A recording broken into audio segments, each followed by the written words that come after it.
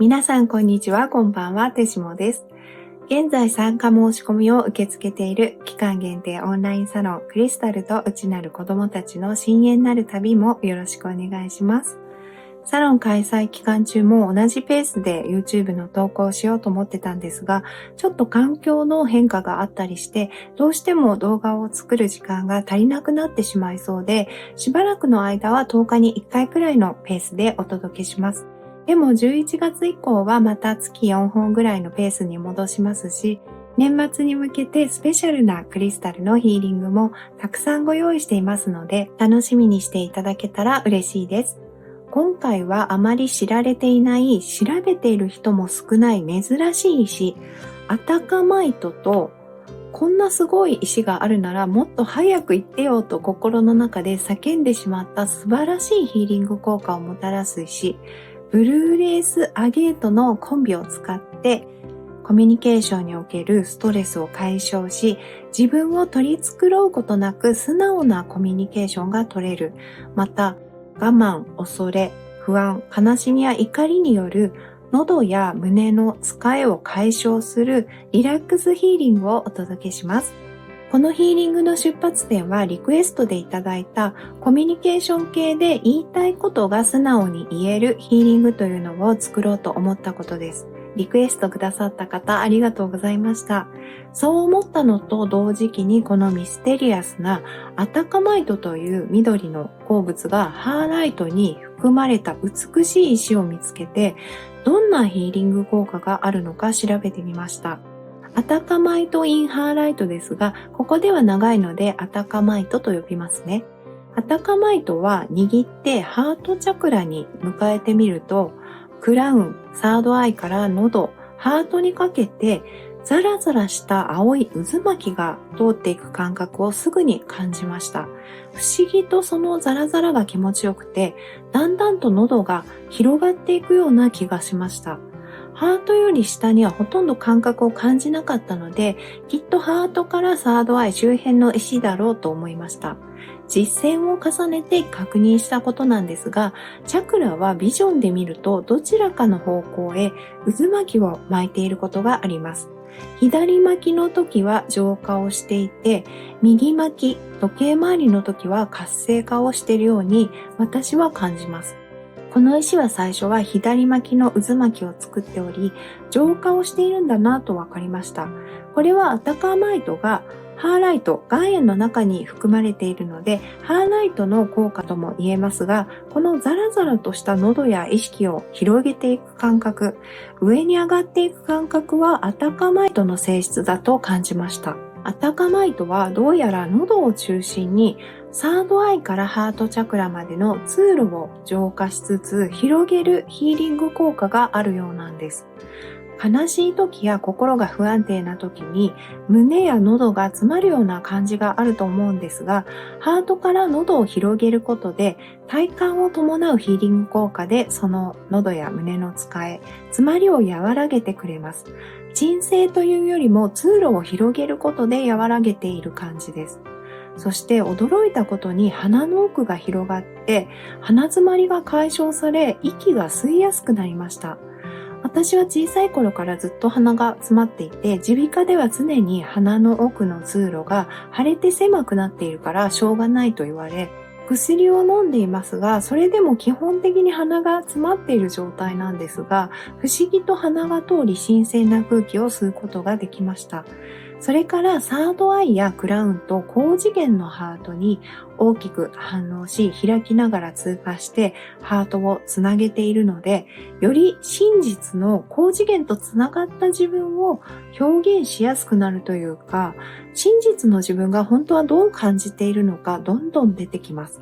でもそれで感情的になるのではなく、ただ淡々と情報として、もしくはビジョンとして浮かぶので、自分の気持ちや感情を整理し、それを出したり確認することで浄化できる感覚があります。これはノートに気づいたことを書く感覚と似てるかもしれないです。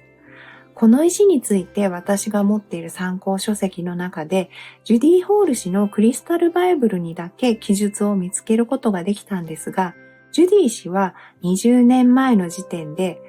新たに発見されたクリスタルの一つで、その特性はまだ完全に解明されていません。分かっていることは、アタカマイトは強力に第三の目を開き、強力な視覚イメージと強い霊的つながりをもたらすということです。その力強さにもかかわらず、霊的な眼力を刺激したり、視覚化を助けるために使うには安全なクリスタルの一つです。瞑想に用いると可能な限り高いレベルにまで魂を導きますと紹介しています。私が不思議だなと思ったのは、この石がここ数年になってこのようにハーライトの中に含まれた状態で少しだけ出回り始めたということです。強力にスピリチュアルな能力を刺激するアタカマイトが人間にとても馴染みのある岩塩という鉱物の中に含まれて産出され、ヒーリングクリスタルとして使った時にまるでいつも一緒にいたかのように安心感を感じながらスピリチュアル的な目覚めや癒しを起こしていくことができるんです。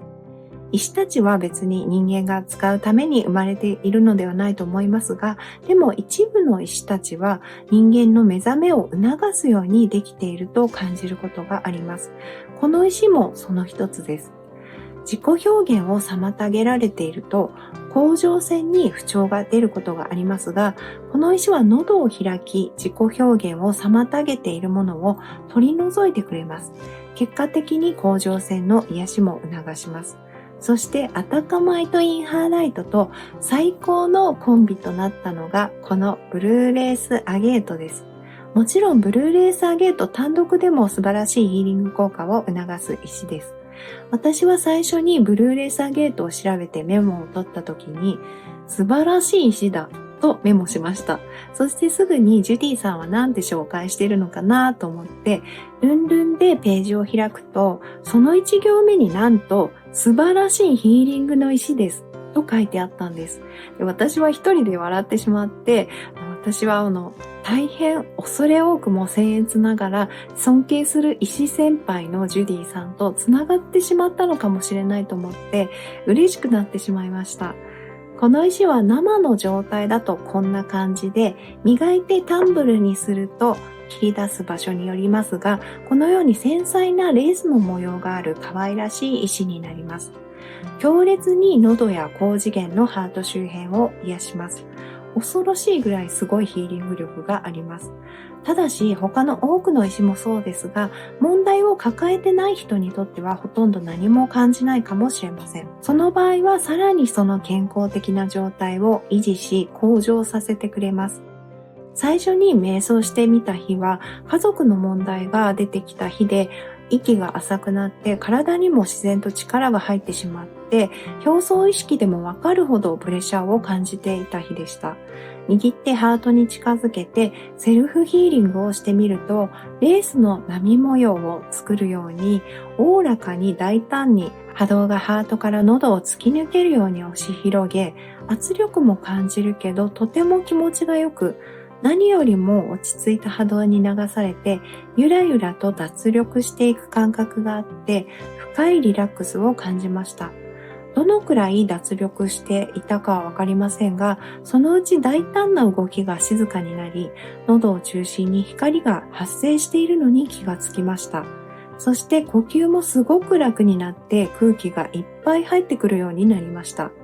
気が楽になるという言葉のスケールを大きくしたような感じです。また、心理的な圧迫感以外に数日前から生理周期的な問題で喉や顔に熱を感じていたんですが、たった数分でそれが消えてしまいました。この石は言いたいことを我慢してしまう人、胸に詰まりを感じやすい方、突発的な不快感、不安感、ホルモンの変動に伴う悲しみも含めたネガティブな感覚を感じているときにとても有用な石です。ストレス軽減、怒りの中和、霊的にも喉のチャクラの障害物を取り除く作用があります。また親子関係における判断されることや拒絶されることへの恐れから来る影響を弱めます。ここまで紹介した感じだと、そういう効果があってもどうやってコミュニケーションを楽にするのと思うかもしれません。この2種類の石は、特に今回のヒーリングではコミュニケーションにおけるストレスを緩和する役割をします。積極的になるとかそういう陽キャなヒーリングではなくて、消極的だけど楽になるケア的なヒーリングです。そしてここから実際に他のサポートの石たちも混ぜて、コミュニケーションが楽になるヒーリングをどうやって組み立てたか紹介していきます。この組み合わせは今回ヒーリング後半に使えますが、クリスタルたちと直感的に相談しながら作ったものです。まず、ソウルスターチャクラに使ったのは、このピンクのダンビュライトとペタライトです。ダンビュライトはエネルギーを出すことが重要な私たちの波動の動きを促してくれます。出しやすくしてくれるんですね。で、ペタライトはソウルスターに置くことで高次元への扉を開くような役割をしてくれます。クラウンチャクラとアーススターチャクラにはチベタンテクタイトを使って上下からチャクラの経路がすべて開くようにしておいて、ネガティブな感情や付着物を取り出した時に速やかに流して出すことができるようにしておきます。サードアイには今回一番レイアウト的にやったぜと思った部分なんですが、ニュージーランドカーネリアンを使いました。これですね。で、この石はいつもセークラルチャクラ、丹田において陽気さと生命力を高めてくれる効果があるんですが、サードアイに使ってみると、左脳が静まってあっという間に本能的な感覚、右脳が優勢になるのを感じます。コミュニケーションの前後に何て言えばいいのかなとか、こんなこと言わなければよかったとか、どう思われているだろうかという思考に支配されてしまう方に特におすすめで、私も相当楽になりました。私普段そこまで気にしてない方なんですけど、でも一時的にめちゃくちゃ気になっちゃう時があるんですね。で、そういう時にすごく楽になりました。で、喉にはブルーレースアゲートと、あとエンジェライトですね。自分の中の天使的存在や高次元の存在とのコミュニケーションをもたらしてくれるエンジェライト。高次元のハートにはアタカマイト、インハーライト。ちょっと乗り切らないかもしれない。それでハートチャクラにはハートから言葉だけでなくエネルギーを発散させるのがとても得意なルビーインゾイサイト。それをさらに増幅するブルーグリーンアゼツライトと、グリーンファイヤーアゼツライトで、あと慈愛に満ちた女神のような波動を持っていて、使った方からコミュニケーションがまろやかになったという報告をいただいたローゾフィア。ちょっと本番では多分タンブルを使うと思いますが、これがローゾフィアですね。ローゾフィア、他者への興味や親しみを感じやすくしてくれるチューライトを使います。そして、ハートチャクラとソーラープレクサスチャクラの中間ポイントがあるんですが、ここにはブレない神的な光とつながった軸、自信をもたらすゴールデンラブラドライトと、心を許せる友達のような存在で励まし上手で自己実現を助けてくれるゴールデングリーンアパタイトを使います。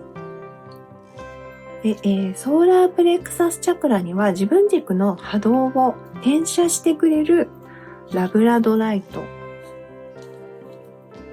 セークラルチャクラには好奇心を刺激して生命力を湧き上がらせるタンジェリンクォーツと、自分を主人公にできる強さを与えて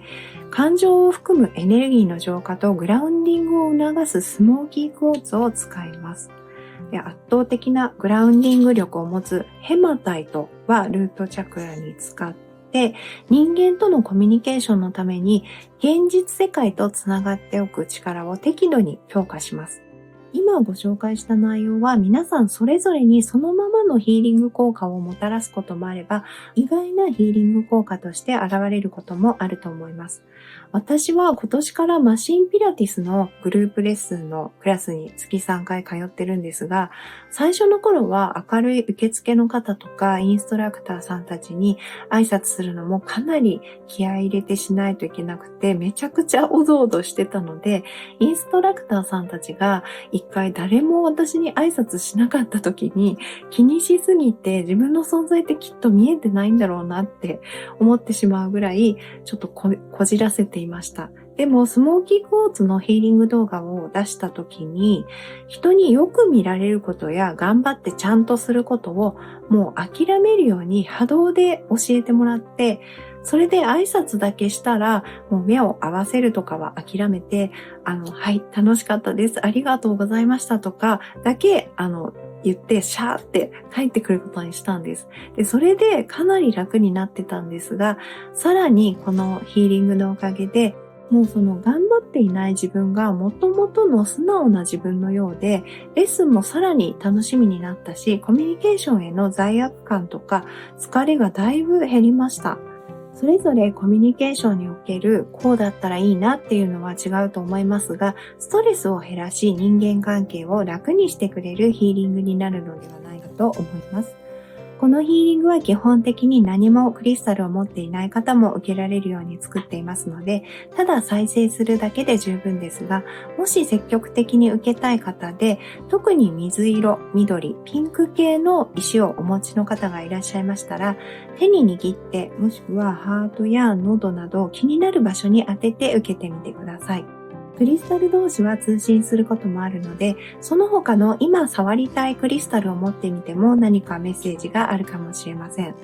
1回でも十分な効果がありますが、複数回受けることでよりしっかりと波動が定着します。無理のない範囲で7日間もしくは21日間連続で受けてみてください。リラックスしていれば他のことをしていても大丈夫ですし、眠ってしまっても大丈夫です。ヨガや瞑想の BGM として使ったり、一緒に体や呼吸の感覚を感じながら受けるのもおすすめです。また、最後の画面のカード3択メッセージとフィードバックをコメント欄に記載していますので、そちらもぜひご覧ください。それではあなた様のヒーリングを始めます。